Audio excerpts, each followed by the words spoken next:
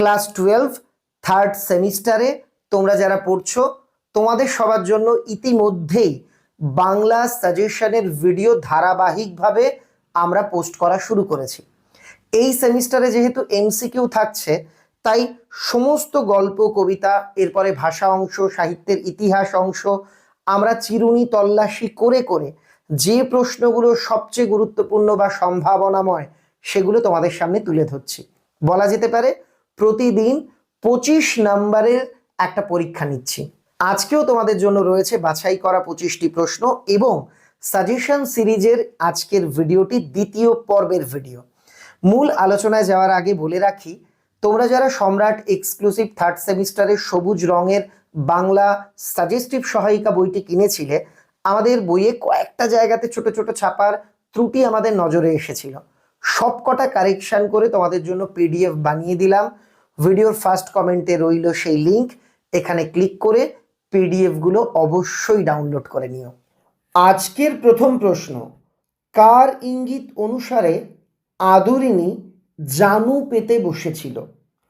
আজ আমরা পৃষ্ঠা নাম্বার 11 অর্থাৎ তোমাদের বাংলা পাঠ্য বইয়ের 11 পৃষ্ঠা থেকে পঞ্চম পরিচ্ছেদ পর্যন্ত অর্থাৎ ষষ্ঠ পরিচ্ছেদের আগে পর্যন্ত যে অংশটুকু রয়েছে সেখান থেকে প্রশ্ন তোমাদের সামনে তুলে ধরছি। কার ইঙ্গিত অনুসারে আদরিণী জানু পেতে বসেছিল? উত্তর হবে মাহুতের, অর্থাৎ অপশান ক দাগ। এবার দ্বিতীয় প্রশ্ন, বড়বধূ আদরিণীর ললাট মানে কপাল কি কি দিয়ে রাঙা করে দিয়েছিলেন? এটার উত্তরও হবে প্রথমটা তৈল ও সিন্দুর। বাকি অপশানগুলো আর কি ভুল রয়েছে বলে সেটা পড়ে আমি আর সময় নষ্ট করছি না। এবার 3 দাগ। আজকেও কিন্তু আমরা 25টা প্রশ্ন বাছাই করেছি। আজকের এই ভিডিওর শেষে তোমরা আমাকে কমেন্টে লিখে জানাবে 25 নম্বরের এই পরীক্ষাতে তুমি কত পেলে। মুখোপাধ্যায় ও হাতিটি কার, এই যে ডায়ালগটা এর বক্তাকে, এটার বক্তা হলো মহারাজ নরেশচন্দ্র। অপশান গ হবে সঠিক উত্তর। আর তোমরা অতি অবশ্যই প্রশ্নগুলি খাতায় লিখে নেবে। 4 দাগের প্রশ্নটা খুবই গুরুত্বপূর্ণ, যে মুক্তার মশাইয়ের হাতি ক্রয়ের কথা বা তিনি যে হাতি কিনলেন এই কথাটি আমাদের গল্পের কততম পরিচ্ছেদে রয়েছে? উত্তর হবে 3য় পরিচ্ছেদে এই হাতি কেনার ঘটনাটি রয়েছে। এবার আমরা চলে যাব পরের প্রশ্ন 5 দাগে। মুখোপাধ্যায় মহাশয়ের কয়টি পুত্র? খুব গুরুত্বপূর্ণ প্রশ্ন। সঠিক উত্তর মুখোপাধ্যায়ের 3টি পুত্র। এবার 6 দাগের প্রশ্ন, এই বুড়ো ব্রাহ্মণ আশীর্বাদ করিতেছে। মুক্তার বা বুড়ো ব্রাহ্মণটি জজ সাহেবকে কি আশীর্বাদ দিয়েছিলেন? দেখো এই প্রশ্ন থেকে অন্য আরও দুটো প্রশ্ন আসতে পারে, যেমন বুড়ো ব্রাহ্মণটির নাম কি, বা এই বুড়ো ব্রাহ্মণ আশীর্বাদ করিতেছে, বুড়ো ব্রাহ্মণ কাকে আশীর্বাদ করেছিলেন, এইভাবেও প্রশ্ন দেওয়া হতে পারে। আমার প্রশ্ন, আশীর্বাদটা কি? শতপুত্রের পিতা হন, দীর্ঘজীবী হন, সুপ্রিম কোর্টের জজ হন, হাইকোর্টের জজ হন। তোমরা অনেকেই কিন্তু কনফিউজ হয়ে যাবে। উত্তরটা হচ্ছে ঘ, হাইকোর্টের জজ হন। তারপর 7 দাগ, আদরিণীকে নদীতে স্নান করাতে কে নিয়ে গিয়েছিল? উত্তর হচ্ছে আদরিণীকে স্নান করাতে নিয়ে গেছিল মাহুত। 8 দাগের প্রশ্ন, হস্তি ভাড়ার বিজ্ঞাপনের কথা বা আদরিণী ভাড়ার বিজ্ঞাপনের কথা গল্পের কততম পরিচ্ছেদে রয়েছে? এটা কিন্তু বাজার চলতি প্রশ্নের বইগুলোতে একদম প্রচুর এই প্রশ্নটা দেওয়া হয়েছে। উত্তর হচ্ছে 5ম পরিচ্ছেদে। এবার 9 দাগ, বিজ্ঞাপন অনুযায়ী হস্তির মোট ভাড়া প্রতি রোজ কত? এই জায়গাতে তোমাদের অনেকেরই একটা কনফিউশন হচ্ছে যে 3 টাকা নাকি 4 টাকা সঠিক উত্তর। দেখো প্রশ্নটা ভালো করে বুঝতে হবে। যদি বলে হাতির দৈনিক ভাড়া কত, 3 টাকা। আর যদি বলে একুনে মানে মোট ভাড়া কত, মোট হচ্ছে সমস্ত কিছু মিলিয়ে 4 টাকা। তো আমি এখানে প্রশ্ন করেছিলাম মোট ভাড়া কত, তাহলে 4 টাকা। এই ক্ষেত্রে কিন্তু খুব সচেতনভাবে প্রশ্নটা পড়ে তোমাদের উত্তর দিতে হবে যদি এই প্রশ্নটা আসে তাহলে। বিজ্ঞাপনে জয়রাম মুখোপাধ্যায়ের বাড়ি কোন গ্রামে বলে উল্লেখ করা হয়েছিল? চৌধুরীপাড়ায়। পরের প্রশ্ন 11 দাগ, হস্তি ভাড়া দেওয়ায় জয়রাম মুখোপাধ্যায়ের কত উপার্জন হতে লাগলো? এটা একদম সুন্দরভাবে লেখা আছে 15-20 টাকার উপর, মানে 15-20 টাকার বেশি তার আর কি উপার্জন হয়নি, এখানে হবে 15-20 টাকা। কয়েক মাস পরেই আর দুটি জীবের অন্ন সংস্থান করিতে হইবে, এখানে একটা বানানে ভুল আছে, এটা হবে অন্ন। এখানে কাদের অন্ন সংস্থানের কথা বলা হয়েছে, আর দুটি জীব কারা? খুব ইম্পর্টেন্ট একটা প্রশ্ন, কিন্তু অন্য ধরনের প্রশ্ন, বাজার চলতি নোটে পাবে না। খ দাগ, বড় ও মেজবধূ অন্তঃসত্ত্বা, অর্থাৎ তাদের সন্তান হবে, এইটার ইঙ্গিত করা হয়েছে।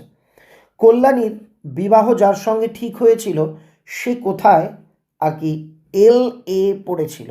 রাজশাহী কলেজে। মুক্তারের জ্যেষ্ঠা পৌত্রীর নাম কি, অর্থাৎ বড় নাতনির নাম কি? উত্তর হবে কল্যাণী। বড় নাতনির নাম হচ্ছে কল্যাণী। পরের প্রশ্ন, কল্যাণীর বিবাহে পাত্রপক্ষ কত পণ চেয়েছিল? এটা অনেকেই গুলিয়ে ফেলতে পারো, মনে রাখবে 2000 টাকা পণ চেয়েছিল। 16 দাগ, মুক্তারের কনিষ্ঠ পুত্রটি কোন পরীক্ষায় ফেল করেছিল? খুব একটা গুরুত্বপূর্ণ প্রশ্ন, এটাও তোমাদের অনেকের গুলিয়ে যাবে যে LA, স্কুল ফাইনাল, BA নাকি MA। এখানে গল্পে বলাই আছে BA পরীক্ষাতে ফেল করেছিল, সে কলকাতাতে পড়তো, কনিষ্ঠ ছেলেটি। কল্যাণীর বিবাহের জন্য মুক্তার মশাইয়ের মোট কত খরচ হবে? এটা তিনি বলেছেন যে পাত্রপক্ষ 2000-এর নিচে মানবে না, আর বিয়ের জন্য আরও 500 টাকা, তার মানে 2000 + 500, 2500 টাকা। অপশান গ হচ্ছে সঠিক উত্তর। 18 দাগ, বামুনহাটে একটি বড় মেলা হয় কখন? পৌষ সংক্রান্তি, চৈত্র সংক্রান্তি, মকর সংক্রান্তি না নববর্ষ? এখানে হচ্ছে চৈত্র সংক্রান্তি। 19 দাগের উত্তরটা তোমরা আমাকে কমেন্টে লিখে আর কি জানাবে। মেয়ের বিয়ে দিতে হয়, মেয়ে শ্বশুর বাড়ি চলে যায়, এখানে মেয়ে বলতে কাকে বোঝানো হয়েছে? উত্তরটা আমাকে কমেন্টে অবশ্যই লিখে জানিও। আর তোমাদের জন্য কিন্তু আদরিণী গল্পটা একদম লাইন ধরে ধরে আমি আলোচনা করে দিয়েছি, যারা সেই ভিডিও দেখোনি অবশ্যই প্লেলিস্ট দেখে নিও। এবার 20 দাগ, আদরিণীর ভালো খদ্দের হলে মুখোপাধ্যায় মশাই বা মুক্তার সাহেব কত টাকা পর্যন্ত দাম কম নিতে রাজি আছেন? তিনি বলেছিলেন যে কম হোক, অসুবিধে নেই। উত্তর হচ্ছে 2500, অপশান খ।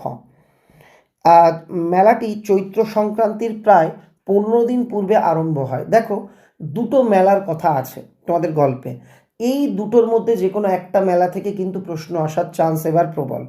তো মেলাটি 15 দিন পূর্বে শুরু হয়, চৈত্র সংক্রান্তির কোন মেলা?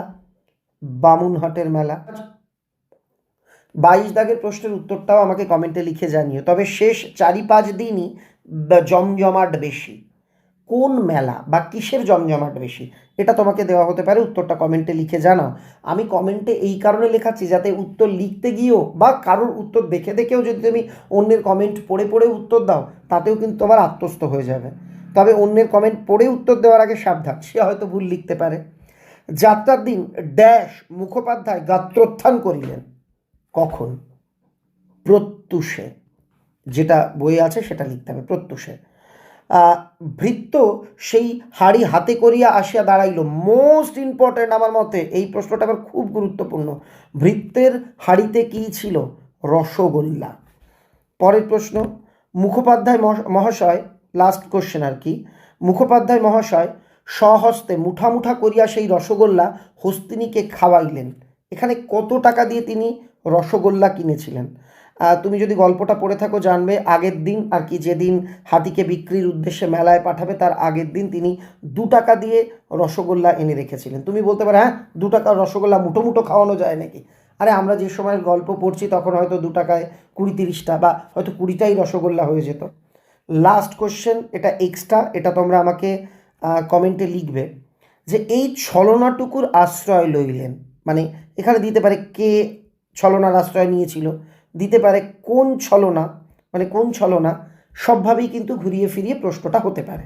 ভিডিও যদি ভালো লেগে থাকে প্লিজ লাইক করে দিও, পরবর্তী পর্ব যাতে আমরা দ্রুত তোমাদের জন্য পোস্ট করতে পারি।